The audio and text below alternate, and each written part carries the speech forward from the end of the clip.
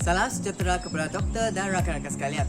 Nama saya Lim Juyun dan hari ini saya akan berkongsi dan membentangkan tugasan refleksi ke diri saya untuk kursus KPD 3010 Insan Guru Profesional. Pada awal semester, saya menggambarkan diri sebagai minuman kegemaran saya, iaitu secawang kopi karamel macchiato. Kerana minuman ini mencerminkan kepribadian saya, iaitu sifat ketabahan, kelembutan dan keceriaan. Antara tiga bahan yang penting untuk membuat kopi karamel macchiato ialah kopi, susu dan karamel. Oleh itu, lapisan kopi membawa makna sifat ketabahan saya dan dibanculkan dengan susu yang membawa simbol kelembutan saya dan disertakan dengan karamel yang manis untuk menunjukkan sifat keceriaan saya kepada orang di sekeliling. Jika saya boleh menjadi seseorang insan yang lain, saya ingin menjadi seperti Mother Teresa. Beliau merupakan seorang wanita yang berhati mulia dan yang sanggup berkorban demi membantu golongan miskin tanpa mengira bangsa ataupun agama. Saya ingin menjadi seperti beliau kerana saya mengagumi sifat kasih sayangnya dan keikhlasan dan kesabaran beliau. Selain itu, saya juga ingin mencontohi semangat Mother Teresa dalam memberi kasih sayang dan perhatian kepada setiap insan, terutamanya kanak-kanak yang memerlukan sokongan. Berdasarkan pengamatan saya terhadap diri sendiri, saya memiliki ciri-ciri kepribadian seperti penyabar, bertanggungjawab, empati dan berdisiplin. Saya menyedari bahawa saya perlu memperbaikikan keyakinan diri dan kemahiran berkomunikasi di hadapan khalayak. Kadang-kadang saya berasa gugup ketika bercakap di hadapan orang ramai, terutamanya apabila menyampaikan idea baharu. Kadang-kadang saya juga berasa sukar untuk memulakan pergaulan ataupun bergaul dengan individu yang baharu dikenali.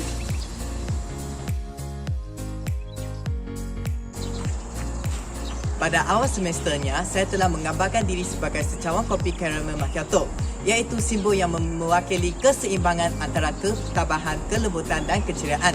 Nama begitu, saya juga memahami bahawa seperti kopi yang boleh diubah suai mengikut cita rasa dengan membawa makna saya sebagai insan guru jugalah perlu bersifat adaptif dan terbuka kepada setiap perubahan. Pada awalnya, saya juga memilih Mother Teresa sebagai insan yang saya ingin menjadikan kerana beliau memberi saya ruang untuk mengaplikasi nilai-nilai kemanusiaan dalam konteks pendidikan. Selama saya mengikuti kursus ini, saya telah belajar bahawa kasih sayang perlulah disalurkan melalui perancangan yang teliti, komunikasi yang berkesan dan penilaian yang adil. Mother Teresa mengajar saya untuk melihat setiap murid ialah insan yang mempunyai keunikan sendiri dan pada awalnya saya juga mencatat mengenai ciri-ciri penyabar, bertanggungjawab, empati dan berdisiplin. Saya kini memahami sifat-sifat ini adalah asas yang sentiasa perlu dikembangkan secara menyeluruhkan dalam konteks pengajaran sebenar. Pada pendapat saya kini, kesabaran tidak lagi bermaksud menunggu murid untuk memahami pembelajaran, tetapi kesabaran yang aktif iaitu yakni kemampuan untuk mengulang penerangan dengan cara yang berbeza dan menggunakan pelbagai strategi pengajaran dan memberi ruang kepada murid untuk belajar pada tahap mereka sendiri. Perubahan kepribadian yang saya sedari tentang diri sendiri sebagai insan guru perantis ialah keyakinan diri sebagai calon guru telah berkembang dengan ketara dari segi perancangan dan pelaksanaan pengajaran. Hal ini dikaitkan dengan saya dahulu sering berasa gugup dan terlalu bergantung pada rancangan pengajaran yang ketat.